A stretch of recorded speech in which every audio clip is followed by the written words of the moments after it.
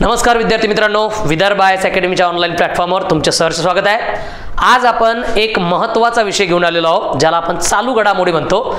चालू घडामोडीच्या हप्त्यामध्ये लक्षात घ्या, चालू घडामोडीचा अभ्यास करत असताना आपल्याला 2-3 गोष्टीचा अनुभव आलाच असेल की वार्षिकीवरून आपण अभ्यास करतो तेव्हा तो व्यवस्थित होत नाही, किंवा एका वेळेला आपण जेव्हा अभ्यास करत असतो चालू घडामोडीचा तेव्हा सुद्धा तो होत नाही, आणि डेली आपण जेवढा पाहिजे तेवढा वेळ देऊ शकत नाही। म्हणून एक संडे आपण काय करूया, यासाठी रिझर्व करूया, कारण चालू घडामोडी ही या महिन्यात 6 महिन्याच्या आधी केली तर ती पुढच्या एक्झामला येणार, मेन्सला सुद्धा येणार, आणि त्यामुळे काय आहे, प्री मेन्स आणि या सर्व गोष्टींचा त्या प्रकारचा आवाका ध्यानात घेऊन आपण प्रत्येक रविवारचे 2 तास किंवा काही वेळ हा रिझर्व करून टाका चालू घडामोडीच्या या विश्लेषणासाठी। ओके, आता मुद्दा काय आहे विश्लेषणासाठी?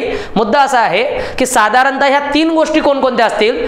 एक्झाम ओरिएंटेड प्रत्येक रविवारी आपलं हे सेशन, या प्रकारची सिरीज आपल्या YouTube चॅनलवर येणार, आणि प्रत्येक रविवारी तुम्हाला या 3 गोष्टीचं विश्लेषण करायचं आहे। सोबतच आणखी कोणकोणत्या विशेष गोष्टी झाल्या यावर सुद्धा आपण चर्चा करणार आहोत, पण या 3 गोष्टी अत्यंत महत्त्वाच्या असतील, एकदम एक्झाम ओरिएंटेड त्या प्रकारच्या गोष्टी आपल्याला पाहायच्या आहेत। ओके, मग याचा फायदा आपल्याला झालाच पाहिजे, आणि त्या अनुषंगाने आजच्या लेक्चरला आपण करूया सुरुवात। लक्षात घ्या, तर आजच्या ज्या 3 गोष्टी आहेत त्यामध्ये सर्वात प्रथम गोष्ट त्या प्रकारची तुम्हाला माहिती असतील, हे माझ्या पाठीमागे 2 फोटो आहेत, तुम्हाला माहितच आहे।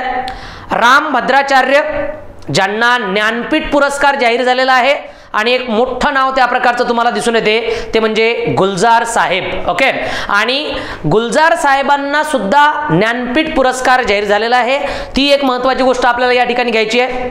आणखी एक गोष्ट आपल्याला विश्लेषण करायची आहे। अशा 3 गोष्टी आजच्या या लेक्चरमध्ये आपण डिस्कस करणार आहोत। तर मग आता पहिल्या गोष्टीकडे जाऊया। ती गोष्ट म्हणजे काय, लक्षात घ्या, हा जो प्लॅटफॉर्म आहे बीबीसीच्या 3 गोष्टी ज्या असतात त्या अनुषंगाच्याच प्रोत्साहन घेऊन मी त्या प्रकारची सिरीज तुमच्याकडे आणलेली आहे, पण आपले जे काही मुद्दे असतील ते मात्र एक्झाम ओरिएंटेड असतील, आणि त्यासाठीच आपण हे चर्चात्मक सत्र सुरू केलेलं आहे। पहिली गोष्ट जास्त वेळ वाया न घालवता आपल्याला घ्यायची आहे, ती म्हणजे 2023चा ज्ञानपीठ। ओके, आता पहा, ज्ञानपीठ पुरस्कार हा भारतातला साहित्य क्षेत्रातील सर्वोच्च पुरस्कार मानला जातो। तुम्हाला पण माहिती आहे, मला पण माहिती आहे, नवीन विद्यार्थी असतील त्यांनी माहित करून घ्यावं की ज्ञानपीठ पुरस्कार जो आहे साधारणतः 58वां ज्ञानपीठ आपला यावेळेला देण्यात आलेला आहे। या ज्ञानपीठ पुरस्काराची घोषणा झाली असून हा साधारणतः भारताच्या साहित्य क्षेत्रातला नोबेल पुरस्कार मानला जातो एक प्रकारे। ओके, आणि सर्वोच्च 2 पुरस्कार आपल्याला साहित्य क्षेत्रातील सर्वोच्च दिसतात, एक त्या प्रकारचा ज्ञानपीठ आणि दुसरा साहित्य अकादमी। ओके, आणि जागतिक लेवलवर आपण जर गेलो तर आपल्याला नोबेल प्राइज दिसते साहित्यामधला, मॅन बुकर इंटरनॅशनल, अशा प्रकारचे महत्त्वाचे पुरस्कार दिसत असतात। त्या अनुषंगाने जर आपण गेलो तर 58व्या ज्ञानपीठ पुरस्काराची घोषणा झालेली आहे, आणि ज्येष्ठ उर्दू कवी गुलजार, लक्षात घ्या, आणि संस्कृत भाषेचे अभ्यासक जगद्गुरु रामभद्राचार्य यांना हा पुरस्कार जाहीर झालेला आहे। पुरस्काराची जी रूपरेषा आहे ही आहे 58वी। ओके, म्हणजे सिरीज नुसार जर गेलो तर 58वा हा पुरस्कार आहे, आणि वर्ष मी या ठिकाणी त्या प्रकारे डिक्लेअर केलेला आहे तुम्हाला 2023, हा 2023चा पुरस्कार आहे, जो या वर्षीला आपल्याला डिक्लेरेशन मध्ये येताना दिसून येतो। चला, आता या मी तुम्हाला लिहिताना सांगितलेलं की आपल्याला खोलात जायचं आहे, म्हणजे या सर्व गोष्टीचा जो अभ्यास करायचा आहे हा विशेष आणि चांगल्या पद्धतीने सर्व डीप मध्ये कशा प्रकारे बाकीच्या गोष्टी झालेल्या आहेत त्या सर्व आपण याच्या काय करणार आहोत, चर्चा करणार आहोत, हे सुद्धा आपल्याला या ठिकाणी कळलं पाहिजे। ओके, मग आता पुढचं तर मुद्दा आपण पाहिला तर या पुरस्काराची सुरुवात झाली कशी, त्याचा इतिहास काय आहे, त्या अनुषंगाने आपण जाणार आहोत। तर स्लाइड नंबर 2 वर आपण जाऊया। या ठिकाणी पहा आपल्याला काय दिसते की जगद्गुरु भद्राचार्य, ज्यांचं नाव या ठिकाणी आपल्याला दिसून आलेलं आहे, जगद्गुरु भद्राचार्य हे नेमके कोण आहेत यांच्याबद्दल बोलूया। ज्ञानपीठ पुरस्काराबद्दल आपण शेवटी बोलू, पहिले या 2 व्यक्तीचं विशेषण काय आहे, त्या व्यक्तींबद्दल काय महत्त्वाच्या गोष्टी आहेत त्या आपल्याला राज्यसेवेच्या प्रीला किंवा कंबाईनच्या प्रीला विशेष करून मल्टीलायनर मध्ये येऊ शकतात, आणि जर आल्या तर ते आपल्याला पाहाव्या लागतील। मग पहिलं आहे जगद्गुरु रामभद्राचार्य। लक्षात घ्या, हे एक शिक्षण तज्ञ आहेत। दुसरी गोष्ट तुम्हाला माहिती असेल, हे एक बहुभाषा विशद रचनाकार आहेत, प्रवचनकार आहेत, तत्वज्ञ आहेत, आणि हिंदू धर्मगुरू आहेत। जन्मजात अंध असणारे, लक्षात घ्या, जन्मजात अंध आहेत। ओके, त्याचबरोबर स्वतः 22 भाषांचं नॉलेज असणारे, ज्यांना 22 भाषा अवगत आहेत, असे त्या प्रकारचे आहेत। कोण? तर रामभद्राचार्य 22 भाषांचे त्यांना ज्ञान आहे, 100 पेक्षा जास्त अधिक पुस्तके त्यांनी लिहिलेली आहेत, ध्यानात ठेवा, आणि जन्मजात आंधळे आहेत. मग कधी जर एखाद्या व्यक्तीने आपल्याला म्हटलं की बाबा रे एखादी गोष्ट अशक्य आहे, तर मी म्हणतो की तुम्ही रामभद्राचार्य यांना अभ्यासा, म्हणजे अशक्य गोष्ट आहे की नाही आहे याचं विश्लेषणच तुम्हाला कळून जाईल. ओके. आणि याचबरोबर पहा, जगद्गुरु रामभद्राचार्य यांना पद्मभूषण पुरस्काराने सुद्धा सन्मानित करण्यात आले होते. त्या अनुषंगाने जर आपण पाहिलं तर आपल्याला काय दिसते, 2015 मध्ये पद्मविभूषण हा पुरस्कार त्यांना देण्यात आलेला होता. मग महत्वाची गोष्ट काय आहे, जे रामभद्राचार्य आहे यांच्याबद्दल जर मल्टीलायनर मध्ये प्रश्न आला तर पहिले ऐकून घ्या, यांचं जे पूर्ण नाव आहे ते आहे गिरीधर मिश्रा. काय आहे, गिरीधर मिश्रा हे त्यांचं ऍक्च्युअल नेम आहे. ओके. आणि हे जे आहेत, हे आपल्याला जे काही या ठिकाणी भद्राचार्य वगैरे दिसत आहे, हे नाव त्यांना प्राप्त झालेले आहेत. ते हिंदू धर्माचे धर्मगुरू म्हणूनही ओळखले जातात आणि प्रसिद्ध त्या प्रकारचे व्याख्यानकर्ते सुद्धा आहेत, जे हिंदू धर्मावर नेहमी भाष्य करत असतात, मोठ्या प्रमाणात चर्चा करत असतात. अशा प्रकारे आपल्याला या सर्व गोष्टी या ठिकाणी दिसून येतात. हे नाव त्यांच्या बहुतांश वर्षाच्या कार्यकाळामध्ये त्यांनी ज्या काही रचना केलेल्या आहेत त्या रचनाच्या एकंदरीत अभ्यासानुसार त्यांना हा पुरस्कार काय करण्यात आलेला आहे, जाहीर करण्यात आलेला आहे. हा पहिला मुद्दा तुम्हाला ध्यानात ठेवायचा आहे. नाव मी तुम्हाला आता सांगितलेलं आहे, त्यांचं नाव आहे गिरीधर मिश्रा, हे नाव ध्यानात ठेवायचं आहे. ओके. मग त्यांना ज्ञानपीठ पुरस्कार जाहीर झाला. दुसरं एक त्या प्रकारचं नाव आपल्याला आणखी दिसून येते ज्या चर्चेमध्ये आहे, ते म्हणजे गुलजार. ओके. आता बऱ्याचशा ठिकाणी तुम्ही एक 2-3 नावं ऐकलेले आहेत. ओके. तुम्ही त्या प्रकारचं एक मोठे त्या प्रकारचे लेखक, गीतकार किंवा काही शायर व्यक्ती त्या प्रकारचे ऐकलेले आहेत. ओके. तर यामध्ये आपल्याला काय दिसते, गुलजार हे सुद्धा एक तसंच नाव आहे ज्यांना हा पुरस्कार जाहीर झालेला आहे. लक्षात घ्या, गुलजार यांचं जर खरं नाव जर आपण पाहिलं तर ते आहे सुवर्ण सिंग कालरा. लक्षात घ्या, हे उर्दू लेखक आहेत. ओके. आणि यांचं नाव काय आहे, सुवर्ण सिंग कालरा. मग ऑप्शन मध्ये त्या प्रकारे आलं की 2023चा ज्ञानपीठ या व्यक्तींना जाहीर झाला, आणि ऑप्शन मध्ये आपल्याला या दोघांची नावच दिसली नाहीत, आणि नावं दिसलेली आहेत सुवर्ण सिंग कालरा आणि दुसरं नाव दिसलं आपल्याला गिरीधर मिश्रा. तर मग आपण कन्फ्यूज होण्याची गरज नाही, त्यांचे ऍक्च्युअल नेम या प्रकारे आपल्याला माहित असणं गरजेचे आहे. ओके. भारतातील ते कवी आहेत, गीतकार आहेत आणि सिनेमा दिग्दर्शक सुद्धा आहेत. त्यांनी अनेक सिनेमांना आपली गाणे दिलेली आहेत. लक्षात घ्या, ते गीतकार आहेत. ओके. त्यानंतर लहानपणापासून त्यांना त्या प्रकारची या शब्दशैलीची आवड आहे. हे आपला फॅक्च्युअल डाटा आपल्याला पाहिजे, कन्सेप्च्युअल त्या अनुषंगाने आपण जाणार आहोत. ओके. तर अशा प्रकारे गुलजारांचं कार्यक्षेत्र आपल्याला दिसून येते. त्यांनी अनेक त्या प्रकारचे गीत लिहिलेले आहेत. समजा मल्टीलायनर मध्ये जर विचारलं गेलं तर लक्षात घ्या, आनंद, ओमकारा, खामोशी, ओके, थोडी सी बेवफाई, 2 दूनी 4, बंटी और बबली यासारख्या मुख्य चित्रपटांमध्ये त्यांनी गीतकाराची भूमिका साकारलेली आहे, म्हणजे गीत लिहिलेले आहेत. आणि तुम्हाला तर माहितच आहे त्यांचे गीत किती प्रसिद्ध आहेत, अशा व्यक्तीला आपण विसरू शकत नाही. ते जे आहेत गुलजार, त्यांना त्यांच्या आयुष्यभराचा महान पुरस्कार मिळालेला आहे, आणि तो पुरस्कार म्हणजेच कोणता, तर ज्ञानपीठ 2023. ओके. पहा, 2002 मध्ये आणखी थोडीशी हिस्ट्री पाहूया. 2002 मध्ये त्यांना साहित्य अकादमी पुरस्कार मिळालेला होता. ओके. आता मी बोलताना सुरुवात म्हटलं होतं की भारतामध्ये साहित्य क्षेत्रातील 2 सर्वोच्च पुरस्कार आहेत. एक पुरस्कार आपल्याला साहित्य अकादमी दिसतो, जो एक ज्ञानपीठ सर्वोच्च आहे. दुसरा त्या प्रकारचा साहित्य अकादमी आहे. तर साहित्य अकादमी त्यांना 2002 मध्येच मिळालेला आहे. लक्षात घ्या, 2004 मध्ये जर आपण गेलो तर 2004 मध्ये त्यांना पद्मभूषण हा पुरस्कार मिळालेला आहे. आणि 2013 मध्ये जर आपण गेलो तर 2013 मध्ये दादासाहेब फाळके या पुरस्काराने त्यांना सन्मानित केलेलं आहे. दादासाहेब फाळके पुरस्कार म्हणजेच काय, तर सिनेमा सृष्टीतील सर्वोच्च पुरस्कार. हा सुद्धा आपल्याला माहित असणं गरजेचं आहे. मग अशा प्रकारे इतर पुरस्कार त्यांना मिळाले, आणि इतर पुरस्कार त्यांना मिळाल्यानंतर आज त्यांना जो महत्वाचा सन्मान आहे ज्ञानपीठ, यामध्ये त्यांचं नाव आलेलं आहे. ते हे झाली 2 व्यक्तींबद्दलची थोडीशी फॅक्च्युअल इन्फॉर्मेशन. जर मल्टीलायनर मध्ये आली तर तुम्हाला ती करायची आहे आणि थेंब थेंब तळे साचे ध्यानात ठेवा.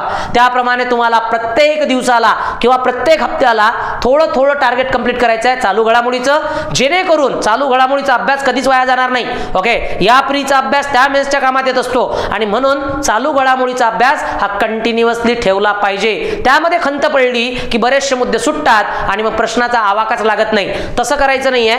तुम्हाला प्रश्नाचा आवाका घेऊन माझ्यासोबत चालायचं आहे प्रत्येक रविवारला. ओके, आणि त्यासाठी तुम्हाला या जो काही त्या प्रकारचा हा सिरीज आहे याला कंटिन्युअसली फॉलो करायचा आहे. ओके, आता बा आपण जर गेलो पद्म पुरस्कारांमध्ये तर आता पद्म पुरस्कार फार महत्त्वाचे असतात, साहित्य अकादमी पुरस्कार फार महत्त्वाचे असतात.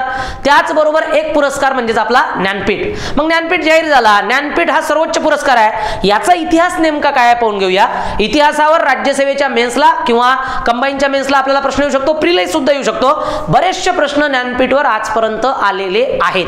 मग चला यामध्ये पहिला मुद्दा जर आपण पाहिला तर या पुरस्काराची सुरुवात करण्यामागे एक महत्त्वाचं जे नाव दिसते ते आहे रमा जैन. ध्यानात ठेवा, रमा जैन यांची प्रेरणा होती आणि रमा जैन यांनी त्यांचे पती साहू शांतीप्रसाद जैन यांच्या वाढदिवसाच्या निमित्त हा पुरस्कार सुरू केला होता. नावं दोन आहेत माझ्याकडे, मला विसरायचं नाहीये. मला एक नाव दिसत आहे रमा जैन आणि दुसरं नाव दिसत आहे मला त्यांचेच पती कोण, साहू शांतीप्रसाद जैन यांनी भारतीय साहित्याच्या सेवा गौरवार्थ हा त्या प्रकारचा उपक्रम सुरू केला. कधी सुरू केला? 22 मे 1961 ला. म्हणजे तुम्हाला प्रश्न विचारला ज्ञानपीठ या संस्थेची स्थापना कधी झाली? ज्ञानपीठ या संस्थेची स्थापना झालेली आहे 1961 ला.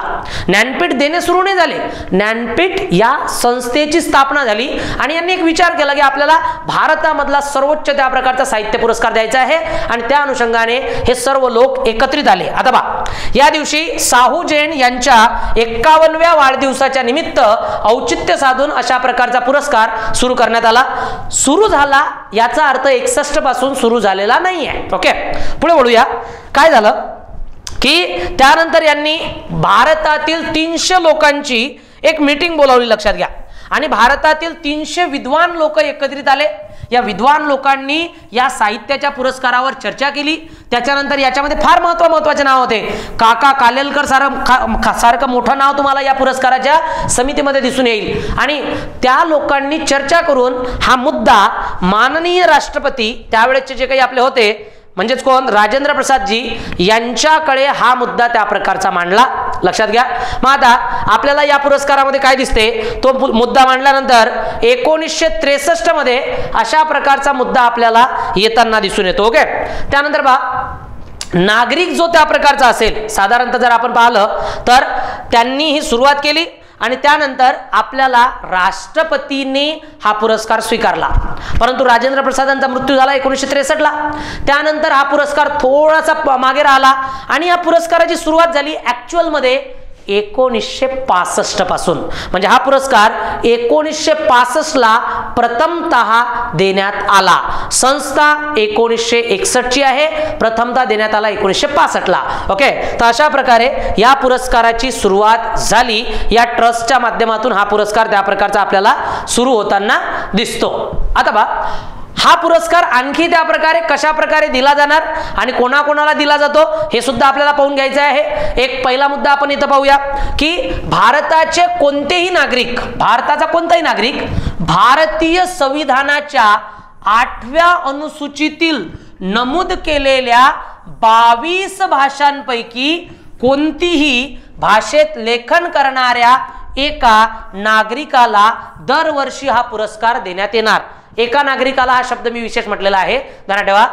8वी अनुसूची भारतीय राज्यघटना, भाषा आणि त्या भाषांमध्ये ज्या 22 भाषा आहेत त्या 22 भाषांसाठी हा पुरस्कार प्रदान केला जाईल असं त्या प्रकारचं नमूद होतं आणि त्या अनुषंगाने हा पुरस्कार दिला जातो.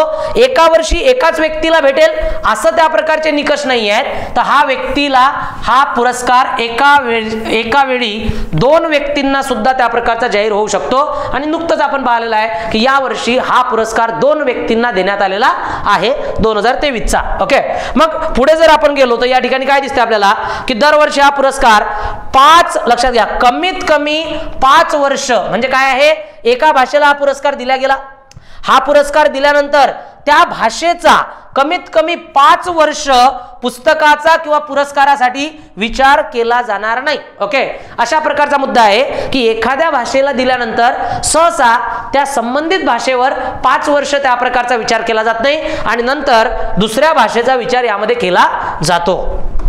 आता पहा, इथे आणखी आपल्याला काही महत्त्वाचे मुद्दे त्या प्रकारचे दिसून येतात, ते सुद्धा आपल्याला पाहायचे आहेत. काही वेळा पहा, काही वेळा 2 साहित्यिकांना हा पुरस्कार निवड होत असते. म्हणजे साधारण मला काय सांगायचं आहे, कधी कधी या पुरस्कारामध्ये एकाच व्यक्तीला एका वर्षी दिला जातो असं नाही आहे, 2 वेळा सुद्धा एकाच वर्षी 2 व्यक्तींना सुद्धा हा पुरस्कार जाहीर केला जाऊ शकतो. आणि त्या अनुषंगाने जर आपण पाहिलं तर आपल्याला काय दिसते, 1967 मध्ये हा पुरस्कार 2 व्यक्तींना जाहीर झालेला होता. एक गुजराती व्यक्ती होते, एक कानडी व्यक्ती होते. ओके, 1967 तुम्हाला ध्यानात ठेवायचं आहे जर मेन्सचा त्या प्रकारचा प्रश्न असला तर. 1973 मध्ये उडिया आणि कानडी या 2 भाषांना त्या प्रकारचा पुरस्कार देण्यात आला होता. आणि 2006 मध्ये कोकणी आणि संस्कृत या 2 भाषांना हा पुरस्कार देण्यात आला होता. आणि आता जर आपण गेलो तर आता आपल्याला दिसते 2023. मग प्रश्न विचारताना मल्टीलायनर सेक्टरमध्ये काय येईल की या वर्षी हा पुरस्कार एकाच वेळी 2 व्यक्तींना जाहीर करण्यात आला होता. मग ते इयर कोणकोणते आहेत आपल्याकडे, 1967, 1973 आणि 2006 आणि आता 2023 या संपूर्ण इयरमध्ये आपल्याला हा पुरस्कार 2 वेळा जाहीर होताना दिसून येतो आणि ते ध्यानात ठेवायचं आहे. ओके, त्यानंतर पहा, हा जो पुरस्कार आहे, हा जो पारितोषिक आहे, याची रचना किंवा याची निवड समिती कशा प्रकारची असते, कोणाला कोणकोणत्या व्यक्तीला यामध्ये निवडलं जाते, त्याचे आधार काय असतात, त्याचे निकष काय असतात, हा सुद्धा एक महत्त्वाचा मुद्दा आपल्याला या ठिकाणी दिसून येतो आणि त्याला आपण थोडीशी चर्चा करूया. आणखी जर आपण या ठिकाणी पाहिलं तर पहा, 29 डिसेंबर 1965 मध्ये पहिला ज्ञानपीठ, म्हणजेच जो मी तुम्हाला सांगितलेला आहे की स्थापना जी आहे, स्थापना जर आपण पाहिली तर स्थापना आपल्याला 1965 दिसतो आणि 65 मध्ये जर आपण गेलो तर आपल्याला पहिला ज्ञानपीठ जाहीर झालेला दिसतो. मग कोणाला झाला ते नाव तुम्ही पाठच करून ठेवायचं आहे. तुम्हाला लक्षात घ्या, या ठिकाणी हा पुरस्कार मल्याळम कवी गोविंद शंकर कुरुप, ध्यानात ठेवा, हे एक महत्वाचं नाव आहे, गोविंद शंकर कुरुप. आणि हे कोणत्या भाषेचे लेखक होते, मल्याळम. यांच्या ओडाकुगल या बासरी या काव्यकृतीला हा मिळाला होता. सुरुवातीला कसं व्हायचं विद्यार्थी मित्रांनो की हा पुरस्कार एखाद्या विशेष साहित्यासाठी दिला जात होता. 1982 नंतर हा बदल झाला. त्यांच्या आयुष्यामधील 10 वर्षामध्ये 5 वर्षामध्ये त्यांनी जे काही कार्यक्षेत्र केलेलं आहे साहित्यामध्ये, त्या एकूण साहित्यासाठी हा पुरस्कार नंतर देणे सुरू झाला. परंतु सुरुवातीला अशा एखाद्या विशेष काव्यासाठी हा पुरस्कार दिला जात होता. आता मात्र विशेष काव्यासाठी दिला जात नाही, एकंदरीत कार्यासाठी हा पुरस्कार दिला जातो. ओके, चला आता नाव आपल्या समोर आलेलं आहे, नाव आहे गोविंद शंकर कुरुप. आणि जर यावर त्या प्रकारचा प्रश्न आला तर तुम्हाला तो व्यवस्थित करावा लागेल. मग यानंतर पहा, त्याचबद्दल जर आपल्याला बोलायचं झालं तर मग मराठी भाषेतील पहिला जो ज्ञानपीठ आहे, मराठी भाषेतील पहिला ज्ञानपीठ पुरस्कार हा कोणाला देण्यात आला, वी.स. खांडेकर यांना देण्यात आला. यांचं एक फार महत्वाचं त्या प्रकारचं पुस्तक आहे, काव्य आहे, त्याचं नाव आहे ययाती. काय आहे, ययाती. आणि महाराष्ट्रातील पहिला जो काही पुरस्कार आहे, ज्ञानपीठ पुरस्कार आहे, हा कोणाला देण्यात आला, नाव ध्यानात ठेवायचं आहे, वी.स.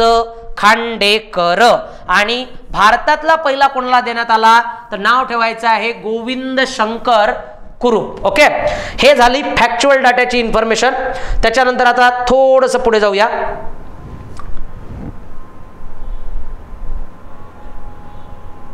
पहा की निवड समिती कशा प्रकारची असेल. जर एखादा कोणताही पुरस्कार निवडायचा असेल तर तो निवड समिती सर्वात महत्वाची असते.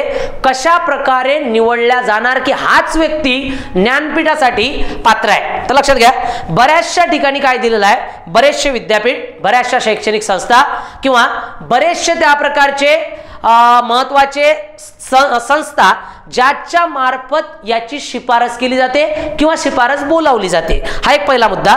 तो तिथून शिफारस आल्यानंतर त्याच्यावर विचार करणारी एक समिती असते. त्या समितीमध्ये 7 पेक्षा कमी व 11 पेक्षा जास्त मान्यवर असू नयेत, हा पहिला एक महत्वाचा मुद्दा आहे की 7 पेक्षा कमी आणि 11 पेक्षा जास्त मेंबर यामध्ये ठेवत नाहीत. यांना हा त्या प्रकारचा जे काही शिफारशी आल्या आहेत त्यांच्यावर हे कमिटी विचार करते. त्यानंतर ज्ञानपीठासाठी पुरस्कारासाठी जी नावांची छाननी करण्यासाठी प्रत्येक भाषेतील प्रत्येक भाषेतील ज्या आपल्या 22 भाषा आहेत, प्रत्येक भाषेतील सदस्यांची एक समिती नेमली जाते आणि त्या समितीवर साधारणतः 3 सदस्य असतात. प्रत्येक भाषेची एक समिती आणि त्यांच्या भाषेतील एक त्या प्रकारचं साहित्य निवडायचं आहे. फॉर एक्झाम्पल आपण मराठी भाषा केली, मराठी भाषेतील या वर्षीचे सर्वोत्कृष्ट साहित्य कोणते आहेत त्याची निवड एक 3 सदस्यीय समिती करेल. ती समिती आपला अहवाल कोणाकडे पाठवेल, आपला अहवाल पाठवेल एकंदरीत या वरच्या कमिटीकडे, ज्याच्यामध्ये 7 पेक्षा कमी सदस्य आणि 11 पेक्षा जास्त सदस्य राहणार नाहीत, त्या मेन समितीकडे जाणार. मेन समिती काय करणार, आलेल्या सर्व त्या प्रकारच्या समितींच्या अहवालानंतर फायनल निर्णय घेणार कोणाला साहित्य अकादमी कोणाला ज्ञानपीठ पुरस्कार द्यायचा आहे आणि त्यानंतर याचं डिक्लेरेशन येणार. अशा प्रकारे याची पूर्णच्या पूर्ण प्रोसिजर आहे. तर यामध्ये ध्यानात ठेवायचं आहे, कमिट्या 2 असतात. एक राज्य स्तरावरची भाषा कमिटी असते आणि एक विविध प्रकारची मेन कमिटी असते जी याचा फायनल निर्णय घेत असते आणि त्यानंतर डिक्लेरेशन येते. ओके, आता बघा पुढे ज्ञानपीठ पुरस्कार हा कशी, याची रचना कशी आहे, स्ट्रक्चर कसं आहे ते सुद्धा समजून घ्यावं लागेल. जसं भारतरत्नाचं स्ट्रक्चर आपल्याला माहिती आहे, पिंपळाचं पान वगैरे दिलं जाते. ओके, त्याच्यावर त्या प्रकारचं ते प्रतिरूप असते. तसंच या ठिकाणी नेमकं प्रतिरूप काय आहे ते सुद्धा जाणून घेऊया. पहा, ज्ञानपीठ पुरस्कारामध्ये पुरस्कार पत्र, पहिला मुद्दा काय आहे, पुरस्कार पत्र हे दिलं जाते. वाग्देवीची, हा एक सर्वात महत्वाचा मुद्दा आहे तुम्हाला, वाग्देवीची प्रतिमा आणि 11 लाख रुपये. ओके, सुरुवातीला कमी होते, 7 लाख होते, आता 11 झाले. ओके, तर वाग्देवीची प्रतिमा ही फार महत्वाची प्रतिमा आहे. ती प्रतिमाची तिची प्रतिकृती आणि 11 लाख रुपये असा धनादेश या पुरस्काराचा समावेश आहे. ओके, ज्ञानपीठ पुरस्कारात दिली जाणारी जी वाग्देवीची मूर्ती आहे, लक्षात घ्या, ही जी वाग्देवीची प्रतिमा आहे ही कोणत्या भागातून, माळवा प्रांतामधून धार या ठिकाणी सरस्वती मंदिरातील एक मूर्तीची प्रतिकृती आहे. ओके, म्हणजेच ही जी वाग्देवी आपण देत आहोत ही धार नावाच्या मंदिरातील एक भोज नावाचा राजा होता. ओके, या भोज नावाच्या राजाने हे मंदिर बांधलं होतं आणि त्या मंदिराची जी प्रतिकृती आहे वाग्देवीची, ती प्रतिमा या ठिकाणी वापरली जाते आणि त्यालाच आपण ज्ञानपीठ प्रतिकृती असं त्या प्रकारचं म्हणत असतो. ओके, तर हा एक महत्वाचा मुद्दा आपल्याला दिसून येतो. आणि ध्यानात ठेवायचं, ही जी मूर्ती आहे सध्या आपण जर पाहिली की ओरिजिनल जी मूर्ती आहे ही आजही आपल्याला इंग्लंड देशाच्या त्या मोठ्या गृहामध्ये, म्हणजेच तिथं जी काही आपलं जे काही वास्तुगृह आहेत त्या गृहामध्ये ही प्रतिकृती आजही ठेवलेली आहे. इंग्रज भारतात आले, त्यांनी अनेक त्या प्रकारच्या गोष्टी आपल्याकडून नेल्या, लक्षात घ्या. मग छत्रपती शिवाजी महाराजांची वागणुकी असो की त्या प्रकारचे महाराणा प्रतापांच्या तलवारी असो, त्यांचे पोशाख असो, की अशा प्रकारे आपली वाग्देवीची मूर्ती असो, त्यांनी आज संग्रहालय करून ठेवलेले आहेत. आपण ते पाहायला जाणार म्हणजेच कुठेतरी आजही आपण त्या प्रतिकृतींच्या माध्यमातून इंग्लंडमध्ये जातो आणि त्यांना थोडाफार का होईना पण पैसा देऊन येतो. म्हणजेच आजही त्यांनी आपल्याकडून सोर्स कमावण्याचं साधन संग्रहालयात सांभाळून ठेवलेलं आहे आणि काही ना काही पैसा आपण त्यांना आजही देऊन येतो. इतक्या दूरचा विचार ते लोक करतात, ध्यानात ठेवा. आणि अशा प्रकारे कुठेतरी बऱ्याचशा भारतातील महत्त्वाच्या गोष्टी ह्या इंग्लंडमध्ये आपल्याला दिसून येतात. मग आता या साहित्य पुरस्कारामध्ये जर आपण पाहिलं तर मग आतापर्यंत ज्ञानपीठ हे कोण्या भाषेला मिळाले, किती मिळाले, सर्वात जास्त कोणाला मिळाले, याचं एक विश्लेषणात्मक रूप आपल्याकडे असलं पाहिजे. ओके, मग आता पाहूया पहिला मुद्दा की भाषेनुसार जर या पुरस्काराचा आपण विचार केला तर आसामी भाषेला आतापर्यंत 3 पुरस्कार मिळाले आहेत। मागच्या वेळेला आपल्याला दिसते 2022 मध्ये अशाच प्रकारच्या पुरस्काराची कोकणी आणि आसामीसाठी त्या प्रकारची घोषणा दिसते। इंग्रजीसाठी 1 त्या प्रकारचा पुरस्कार झालेला आहे। ओके, उडियाला 4 झालेले आहेत, मी याला स्टार करतो। उडियाला 4 त्या प्रकारचे पुरस्कार झाले। उर्दूला 4 पुरस्कार देण्यात आलेले आहेत, लक्षात घ्या आतापर्यंत। कन्नडला 8 पुरस्कार दिलेले आहेत, मी याला राऊंड करत आहे, लक्षात घ्या। ओके, जेणेकरून तुम्ही सुद्धा फक्त व्हिडिओ पाहू नका, तुम्हाला नोट्स स्वतःच्या बनवायच्या आहेत आणि त्या अनुषंगाने ते सर्व ठरवायचं आहे। ओके, मग इथे 8 त्या प्रकारचे मुद्दे दिसून येतात कन्नड भाषेला। काश्मीरीला 1 दिसून येतो, कोकणीला 2 दिसून येतात, गुजरातीला 4 दिसून येतात। पुन्हा मला या ठिकाणी स्टार करायचं आहे। ओके, तेलुगू भाषा, तेलुगू म्हटलं की आंध्र प्रदेश आणि तेलंगणाची भाषा आहे, याला आपल्याला 3 पुरस्कार दिसून येतात। पंजाबी भाषेला 3 पुरस्कार दिसून येतात। बंगाली भाषेला आपल्याला 6 पुरस्कार दिसून येतात, याला मी राऊंड करत आहे, ध्यानात ठेवा। मराठी भाषेला आपल्याला 4 पुरस्कार दिसून येतात, याला मी स्टार करत आहे। मल्याळम भाषेला पुन्हा 6 पुरस्कार दिसून येत आहेत। संस्कृत भाषेला 1 आणि सर्वाधिक ज्या भाषेला आतापर्यंत ज्ञानपीठ मिळाले ती भाषा म्हणजे कोणती, तर ती भाषा म्हणजे हिंदी। ओके, भारतामध्ये 46% लोक त्यापेक्षा जास्त हिंदी बोलतात। ओके, आणि भारतामध्ये बोलली जाणारी जर आपण टक्केवारीनुसार जर गेलो तर बऱ्याचशा भाषांमध्ये तेलुगू भाषा, मराठी भाषा, ओके, आणि बंगाली भाषा ह्या मोठ्या प्रमाणात बोलल्या जाणाऱ्या भाषा आहेत। आणि त्या अनुषंगाने जर आपण पाहिलं तर सर्वात जास्त पुरस्कार कोणाला भेटलेले आहेत आतापर्यंत, हिंदी भाषा नंबर 1, 2 नंबरवर आहे कन्नड भाषा आणि नंबर 3 वर आपल्याला 2 भाषा दिसतात, एक दिसते बंगाली आणि त्यानंतर एक दिसते मल्याळम। अशा प्रकारे या भाषा आपल्याला या ठिकाणी दिसून येतात आणि हा आपल्याला अभ्यास दिसून येतो। मग इथे आपल्यासाठी महत्त्वाचं काय येते विद्यार्थी मित्रांनो, आपण महाराष्ट्रात आहोत, आपल्याला महाराष्ट्रामध्ये मराठीचा विशेष अभ्यास करावा लागेल की मराठीमध्ये कोण्या कोण्या भाषाला, कोण्या कोण्या व्यक्तीला त्या प्रकारचे 4 पुरस्कार मिळाले आहेत। पहिलं नाव मी तुम्हाला ऑलरेडीच दिलेलं आहे, आपण काय पाहिलं होतं, वी.स. खांडेकर। काय पाहिलं होतं, वी.स. खांडेकर यांचं ययाती या पुस्तकाला आपल्याला हा पुरस्कार जाहीर होताना दिसतो पहिला, त्याला सुद्धा आपण विश्लेषणात्मक अभ्यासूया। ओके, चला पुढे त्या प्रकारे पाहायचं आहे। या ठिकाणी जाताना आपल्याला बाकी हे झालं आपलं, हे सुद्धा नोट्स तुमच्याकडे कव्हर करून घ्या आणि एग्जामच्या वेळेला हे अत्यंत महत्त्वाचे आपल्याला दिसून येतील।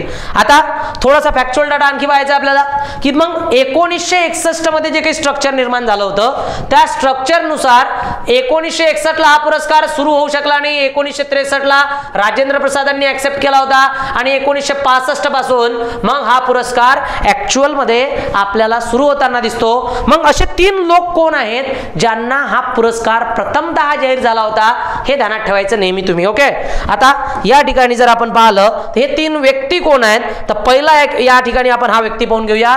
1965 ला शंकर कुरूप, हे नाव आपण ऑलरेडीच पाहिलेलं आहे। ओके, दुसरं 1966 ला ताराशंकर बंदोपाध्याय यांच्या गणदेवता या कादंबरीला देण्यात आला होता आणि ते होते बंगाली। माझा आणखी एक प्रश्न त्या प्रकारचा तयार होतो या ठिकाणी, कोणत्या भाषेला पहिला ज्ञानपीठ मिळाला? आता आपल्याला कुरूप सुद्धा पाठ असतील पण हा सुद्धा मुद्दा पाठ असायला पाहिजे की कोणत्या भाषेला ज्ञानपीठ पहिला मिळाला हा माहित असणं गरजेचं आहे। मग या ठिकाणी कोणती भाषा दिसून येते आपल्याला, मल्याळम।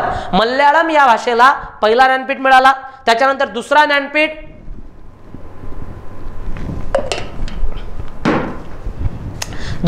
जो आहे तो आपल्याला कोण्या भाषेला दिसतो, बंगाली भाषेला मिळाला आणि नाव होतं आपलं ताराशंकर बंदोपाध्याय। 1967 मध्ये के.व्ही. पुतप्पा यांना सुद्धा हा मिळालेला आहे। रामायण दर्शनम हे त्यांचं एक चरित्र होतं, पुस्तक होतं आणि ही जी भाषा होती ही होती कन्नड। आता पहा या ठिकाणी आपल्याला काय दिसते, मल्याळम, बंगाली आणि कन्नड या 3 भाषांना आपल्याला पहिल्यांदा हा पुरस्कार प्राप्त होताना दिसतो। ज्ञानपीठ पुरस्कार माहित असणाऱ्या पहिल्या 3 भाषा कोणत्या, तर आपल्याला दिसते मल्याळम, बंगाली आणि कन्नड। ओके, आणि व्यक्ती शंकर कुरूप, ताराशंकर बंदोपाध्याय आणि त्या प्रकारे के.व्ही. पुतप्पा, अशा प्रकारचे हे 3 व्यक्ती आपल्याला पुरस्कार प्राप्ते दिसून येतात आणि त्या अनुषंगानं आपल्याला पुढे जायचं आहे। चला याला इरेज करतो, आता पुढचं सेशन पाहू। की मग आपल्याला काही नावं अधिक विशेष रूपाने ध्यानात ठेवावी लागतात. काही नावांची चर्चा आपल्याला या ठिकाणी पाहावी लागते की नेमका हा पुरस्कार कशा प्रकारे जाहीर झाला. पहा, मराठी लोकांच्या बाबतीत जर आपल्याला बोलायचं झालं तर मग मराठी नावांच्या बाबतीत मी इथे या ठिकाणी बोलणार आणि नंतर शेवटचे पुरस्कार. पहिले आपण 3 पुरस्कार पाहिले.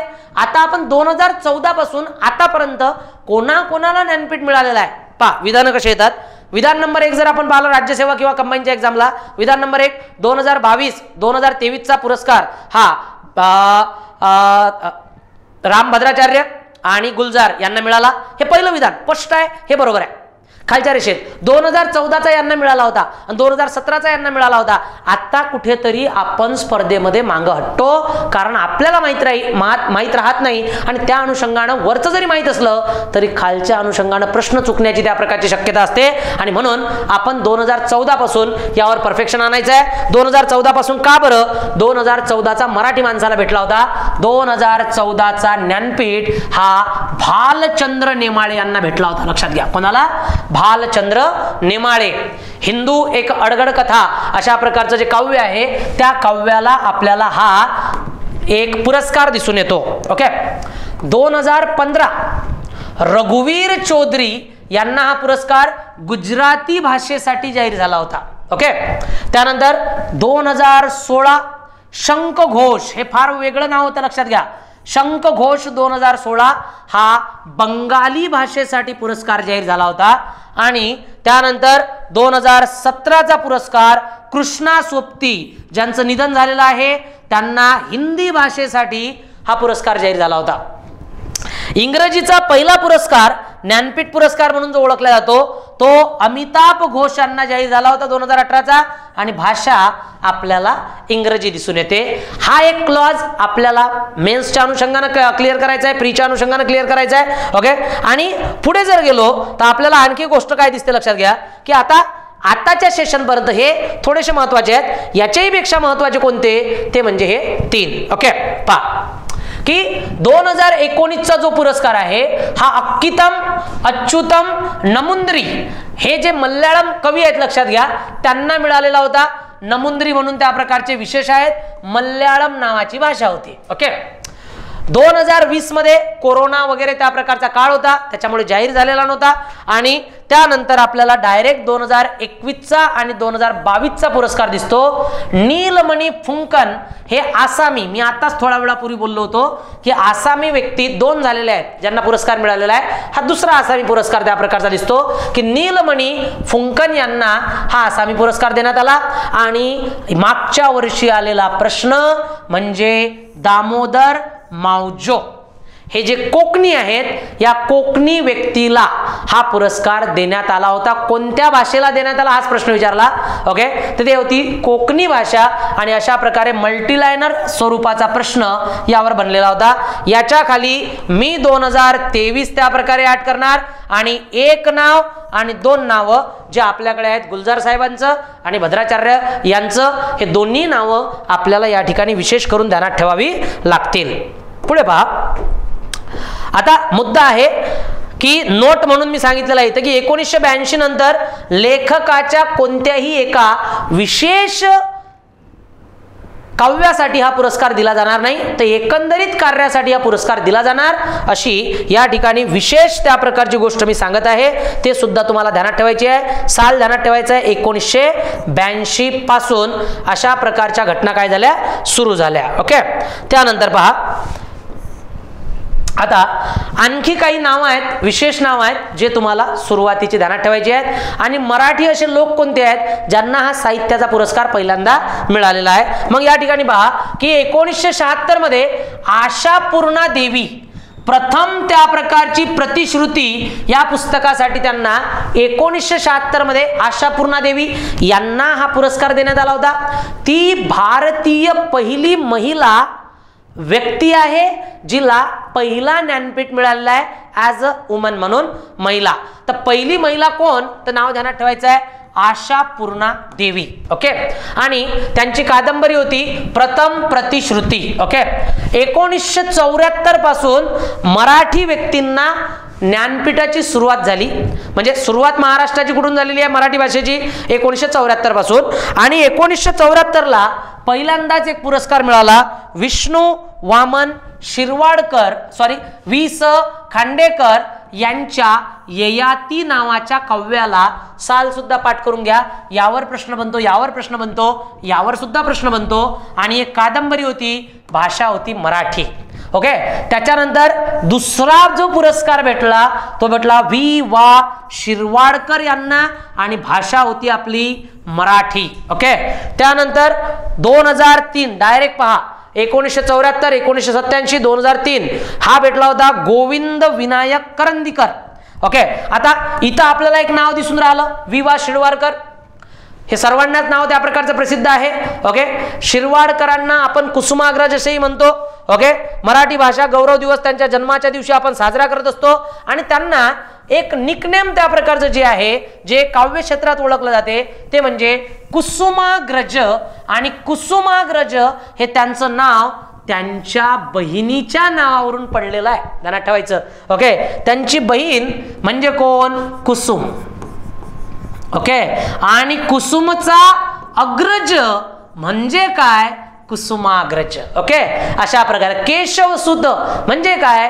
केशवाचा सुत, सुत म्हणजे पुत्र. ओके, असे कवींचे काही नाव आहेत, लेखकांचे काही नाव आहेत, त्यामधलं सर्वात महत्वाचं नाव आहे आपल्या बहिणीचा सन्मान करताना नाव धारण केलेले, ते म्हणजे काय? तर ते म्हणजे कुसुमाग्रज वि वा शिरवाडकर, ज्यांचं फार मोठं एक काव्य आहे नटसम्राट. ओके, तुम्ही जर ऐकलं असेल किंवा पाहिला असेल, चित्रपट पाहिलाच असेल तुम्ही. ओके, हा की नटसम्राट हा चित्रपट पाहिल्यावर कोण रडला नाही हा एक प्रश्नच आहे. ओके, आणि जर तुम्ही पाहिला नसेल तर विशेष करून एक वेळा तरी मराठी साहित्याला एक विश्व म्हणून तो चित्रपट किंवा ते काव्य वाचायला पाहिजे, ते म्हणजे वि वा शिरवाडकर. ओके, आणि त्यानंतर जर आपण पाहिलं तर गोविंद करंदीकर यांना हा 2003 मध्ये मिळाला, आणि 2014 मध्ये हा मिळाला भालचंद्र नेमाळे यांना.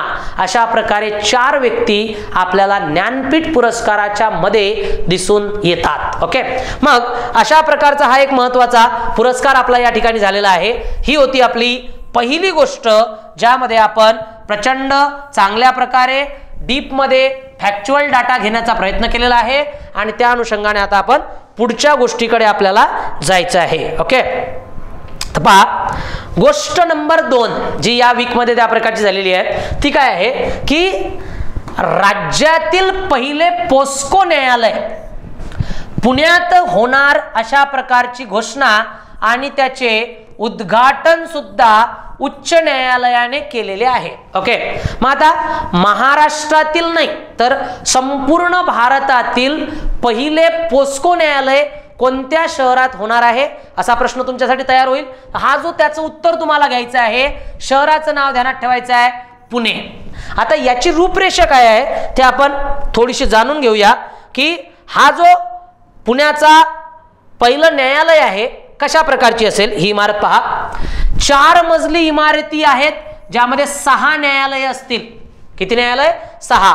पोस्को काय असते याबद्दल सुद्धा आपण बोलणार आहोत. ओके, मग 6 लहान मुलांसाठी प्ले एरिया असेल, म्हणजे अशा प्रकारचे जे मुलं आहेत, फॉर एक्झाम्पल समजून घ्या, पोस्को नावाचा जो कायदा आहे हा प्रोटेक्शन फॉर चाइल्ड सेक्स्युअल जे त्या प्रकारचे ऑफेन्सेस असतात, म्हणजे चाइल्ड गुन्हे असतात, त्यांच्यासाठी प्रोटेक्शन केलं जाते. त्यासाठी हा कायदा 2012 मध्ये त्या प्रकारचा पारित करण्यात आला, आणि त्या अनुषंगाने पुऱ्या भारतातलं जे पहिलं न्यायालय आहे हे आपण इस्टॅब्लिश करत आहोत पुणे या शहरात. आणि त्या पुणे या शहरामध्ये त्याची मग रूपरेषा कशी असेल, कशा प्रकारचं स्ट्रक्चर असेल, उद्घाटन लक्षात घ्या उच्च न्यायालयाने केलेलंच आहे. आता 4 मजली इमारत आहे, मुलांसाठी जे काही त्या प्रकारचे तशा प्रकारची मुलं असतील त्यांच्यासाठी त्या प्रकारचा प्ले एरिया असेल. फौजदारी प्रक्रिया संहिता 164 प्रमाणे जबाब घेण्यासाठी स्वातंत्र्य कक्ष असेल. काही मुलांना साक्ष द्यावी लागते, ऑन कॅमेरा ही त्या प्रकारची साक्ष असेल, त्यासाठी एक स्पेशल त्या प्रकारचा झोन असेल. आणि कुठेही इथे बा समुपदेशनासाठी स्वातंत्र्य खोल्या असतील. म्हणजे मला काय सांगायचं आहे, मुलांवर अशा प्रकारचे ऑफेन्सेस झाल्यानंतर, अत्यंत सिरियस मुद्दा आहे, आज जर आपण पाहिलं तर 12 वर्षाच्या खालील बालकांवर मोठ्या प्रमाणात सेक्स्युअल हॅरासमेंट त्या प्रकारच्या होतात आणि त्या अनुषंगाने भारतामध्ये आणि महाराष्ट्रामध्ये प्रचंड मोठे कायदे आहेत.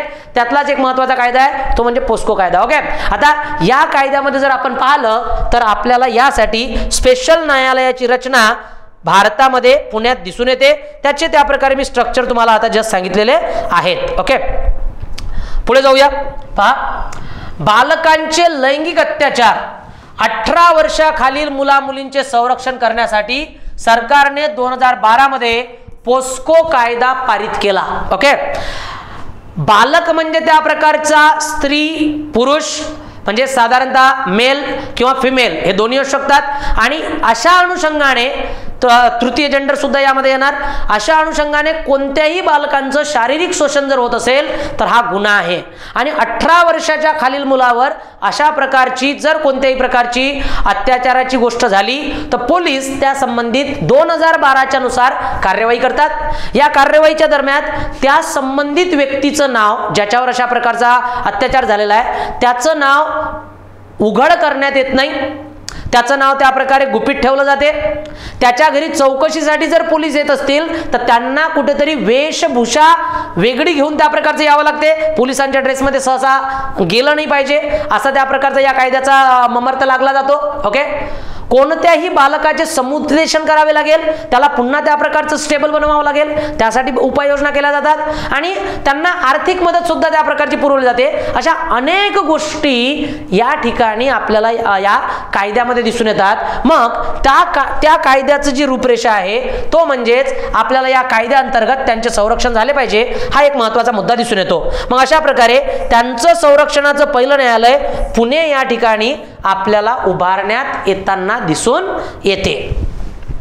पुढे पहा, त्यानंतर त्याच कायद्या संबंधित असे जे कायदे आहेत असे कायदे आपल्याला मोठ्या प्रमाणात भारतात असण्याची गरज आहे, काळाची गरज आहे. आणि ज्या ज्या पद्धतीने मानवाचा विकास होत आहे तुम्हाला माहित असेल की बाबा या ठिकाणी मानवाच्या विकासाबरोबरच बौद्धिक क्षमता तर वाढत आहे त्याबरोबर ऑफेन्सेस सुद्धा वाढत आहे. मग आता पोस्को जो आहे हा जो पोस्को कायदा आहे हा आपल्याला दिसून येतो 2012चा हा कायदा आहे आणि समाजात म्हणजेच काय तर लैंगिक गुन्ह्यापासून बालकाचे काय झाले पाहिजे संरक्षण झाले पाहिजे.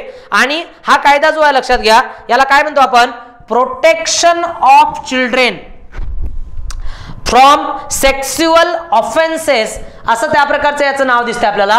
Protection of children sexual offences म्हणजेच काय तर सेक्स्युअल हॅरासमेंट किंवा सेक्स्युअल ऑफेन्सेस गुन्ह्यांपासून मुलांचं काय करणे चाइल्डचं काय करणे संरक्षण करणे हा कायदा आपल्याला संपूर्ण भारतात लागू होताना दिसतो आणि त्या कायद्यासाठीच हे न्यायालय इस्टॅब्लिशमेंट करण्यात आलेलं आहे.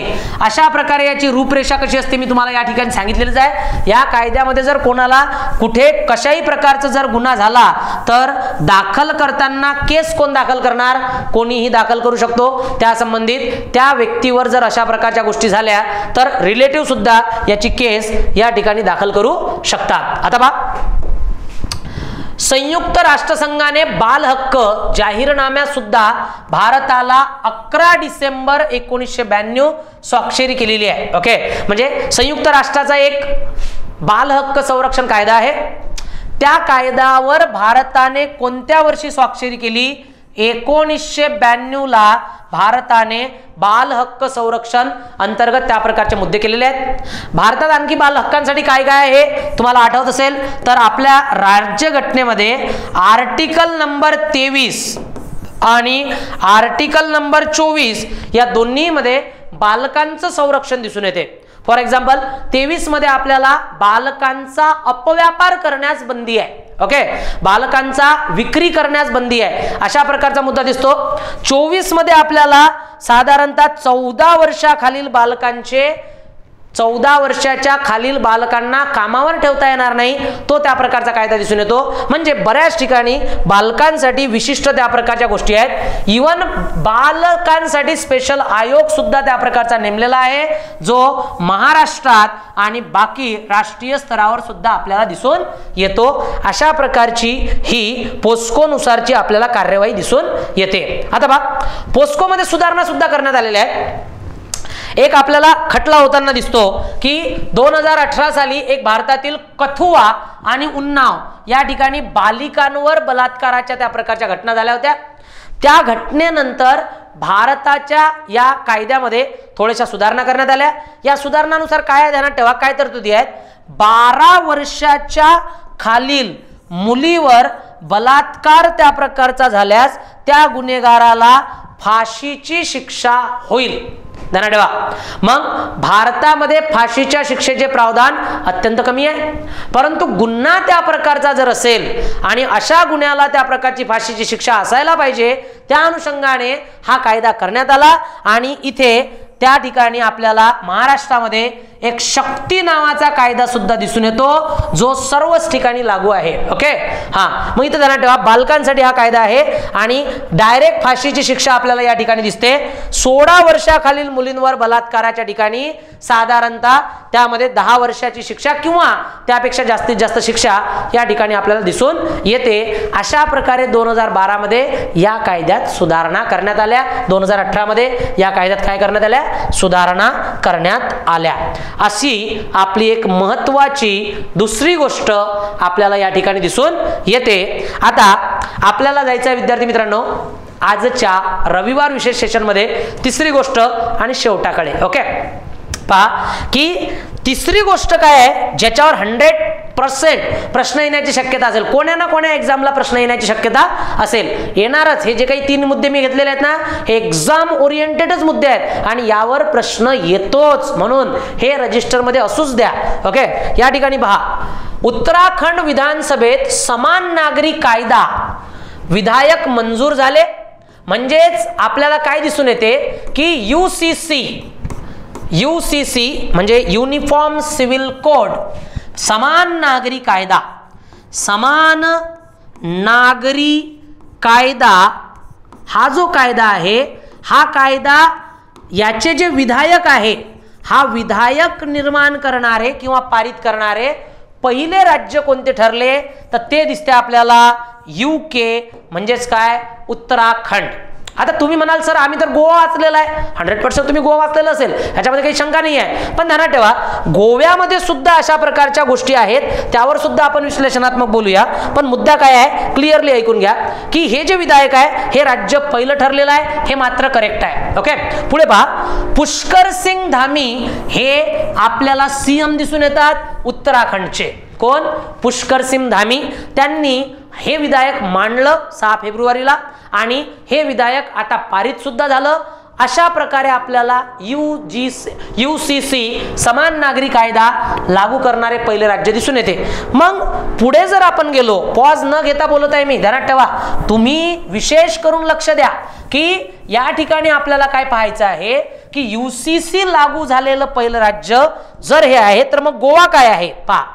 या ठिकाणी आपण बोलूया थोडंसं की गोवामध्ये आजही पहिल्यांदाच त्या प्रकारे UCC लागू आहे, समान नागरी कायदा लागू आहे। पण तो कायदा जो आहे हा साधारणतः पोर्तुगीजांचा कायदा आहे, त्यांनी तो कायदा लागू केला होता। पोर्तुगीजांचा हा कायदा लागू असल्यामुळे हा भारतीय संसदेने किंवा विधिमंडळाने पारित केलेला कायदा नाही आहे, त्यामुळे याला आपण पहिलं राज्य अशा प्रकारे मानत नाही। हा पोर्तुगीजकालीन त्या प्रकारचा कायदा होता आणि त्यामुळे UCC लागू असणारा जे पहिलं राज्य आपल्याला दिसते ते गोवा ठरते। पण अशा प्रकारचं विधायक स्वतः स्वायत्त याच्यावर पारित करणारं पहिलं राज्य उत्तराखंड दिसून येते, ध्यानात ठेवा। आणि गोव्यामध्ये जर आपण पाहिलं तर समान नागरी कायदा संहिता ही अगोदरच पोर्तुगीजांच्या काळापासून लागू आहे, परंतु गोव्यामध्ये म्हणजे आता गोव्यामध्ये पहा, समान नागरी कायदा या शब्दाचा अर्थ काय होतो, जे 2 कायदे आपल्याकडे असतात, एक फौजदारी कायदा, एक त्या प्रकारचा दिवाणी कायदा, civil matters and criminal matters. समजून काय घ्यायचं आहे की जर एखादी गोष्ट एखाद्याने गुन्हा केला, एखाद्याने खून केला, तर तो हिंदू असो मुस्लिम असो कोणतीही असो त्याला समान त्या प्रकारची शिक्षा मिळेल। पण तो जर व्यक्ती त्या प्रकारचा लग्नाच्या बाबतीत गुन्हेगार असेल तर मात्र त्याचे कायदे वेगवेगळे आहेत। हिंदूंसाठी वेगळा विवाह कायदा आहे आणि त्याचबरोबर जर आपण पाहिलं तर मुस्लिमांसाठी वेगळा विवाह कायदा आहे। अशा प्रकारच्या गोष्टी दिसतात। तुम्हाला एक आणखी गोष्ट सांगतो की गोव्यामध्ये हिंदूंसाठी 2 विवाह सुद्धा मान्य आहेत, लक्षात घ्या, त्या कायद्यामध्ये अशी तरतूद आहे. आणि त्या अनुषंगाने आपल्याला हे गोष्टी दिसून येतात की तिथे समान नागरी कायदा आहे. मग इथे समान नागरी कायदा त्या प्रकारचा नेमका काय असतो आपण पाहूया. आणखी कोण्या देशांमध्ये समान नागरी कायदा आहे तोही आपल्याला पाहायचा आहे. आणखी कोणत्या देशामध्ये समान नागरी कायदा आहे तर लक्षात ठेवा, समान नागरी कायदा असणारे काही देश आहेत. त्याच्यामध्ये काही देश म्हणजे कोण, पाकिस्तान देशमध्ये समान नागरी कायदा आहे, सर्वांसाठी एकच विवाहाचा कायदा असेल. बांगलादेशमध्ये समान नागरी कायदा आहे, मलेशियामध्ये समान नागरी कायदा आहे, तुर्कीमध्ये समान नागरी कायदा आहे, Indonesia, Sudan, Egypt, America, Thailand अशा अनेक देशांमध्ये आपल्याला हा समान नागरी कायदा दिसून येतो. मग विद्यार्थी मित्रांनो, समान नागरी कायदा हा जर लागू करणारा उत्तराखंड त्या प्रकारचं पहिलं ठरणार, तर मग नेमका त्या प्रकारचा हा कायदा आहे कसा आणि याचं प्रावधान कुठं दिलेलं आहे यावर थोडंसं आपण बोलूया. पहा, भारतीय राज्यघटनेच्या कलम 44, भारतीय राज्यघटनेच्या मार्गदर्शक तत्वांमध्ये कलम 44 अंतर्गत आपल्याला समान नागरी कायदा लागू करावा अशा प्रकारच्या तरतुदी दिसतात. बरेचसे, आता पाकिस्तान सारखा देश जरी आपण पकडला तरी पाकिस्तान सारख्या देशांमध्ये सुद्धा सर्वांसाठी एकच विवाह कायदा आहे. मग फक्त विवाहाचेच मुद्दे येणार नाहीत, बरेच त्या प्रकारचे तलाकचे मुद्दे आहेत. ओके, डायव्हर्स त्या प्रकारचा आपल्याला दिसून येते. तर या ठिकाणी काय आहे, भारतामध्ये सुद्धा असा समान नागरी कायदा असावा, विवाहासाठी एकच कायदा, ओके, घटस्फोटासाठी एकच कायदा, अशा प्रकारचे मुद्दे चर्चेत आले. आणि जो काही 44 मध्ये कलम दिलेला आहे तो सरकारने लागू करावा, राज्य सरकारने लागू करावा अशी तरतूद दिली. परंतु मुद्दा हा आहे की मार्गदर्शक तत्वे हे मूलभूत हक्काप्रमाणे न्यायिक नाही आहेत, त्यामुळे ते लागू करणे ते सरकारवर असेल. आणि प्रत्येक राज्य असा प्रयत्न त्या प्रकारचा करत आहे किंवा सेंट्रल गव्हर्नमेंट सुद्धा असा लागू करण्याचा काय करत आहे, प्रयत्न करत आहे. तो एक पहिला मुद्दा. मग समान नागरी कायद्यामध्ये नेमकं काय असते ध्यानात ठेवायचं आपल्याला. समान नागरी कायद्यामध्ये काय असते, समान नागरी कायदा जर लागू झाला, ओके, तर हिंदू, आज जर आपण पाहिलं तर हिंदू या कम्युनिटीसाठी आपल्याला एक हिंदू विवाह कायदा दिसून येतो. आणि यामध्ये कोण कोण येते, तर जे मूळ हिंदू आहेत ते येतात, जे बौद्ध आहेत, बुद्धिझम आहेत ते येतात, जे जैनिझम आहेत ते येतात, जे शीख आहेत ते यामध्ये येतात आणि हिंदू यामध्ये येतात. लक्षात घ्या, यांच्यासाठी एकच विवाह कायदा आहे, यांना 2 विवाह करता येत नाहीत. ध्यानात ठेवा, तो गुन्हा आहे. एक पत्नी असताना दुसरा त्या प्रकारचा विवाह करता येणार नाही. दुसरा मुद्दा, आपल्याला मुस्लिम जे काही विवाह होतात हे मुस्लिम विवाह कॉन्ट्रॅक्ट मानले जातात आणि हे आधारित असतात शरीयतवर. कशावर आधारित असतात, शरीयत. आणि शरीयतच्या आधारावर यांना किमान 4 विवाहाची त्या प्रकारची मुबलकता आहे. म्हणजे साधारण शब्द काय होईल आपला या ठिकाणी की इथे समानता आपल्याला दिसून येत नाही आणि म्हणून भारतामध्ये त्या प्रकारची अशा प्रकारची समानता व्हावी असे मुद्दे या ठिकाणी दिसून येतात. त्याचा पहिला पुढाकार उत्तराखंडने घेतलेला आहे. आता समान नागरी कायदा असायला पाहिजे नाही असायला पाहिजे यावर फार मोठी चर्चा असू शकते आणि तो आपला आजचा मुद्दा नाही आहे. पण आपण या ठिकाणी 3 गोष्टी मात्र पाहिलेल्या आहेत. पहिली गोष्ट आपण विद्यार्थी मित्रांनो पाहिली ती म्हणजे ज्ञानपीठ, त्याच्या संबंधित सर्व डीपमध्ये पाहिलं.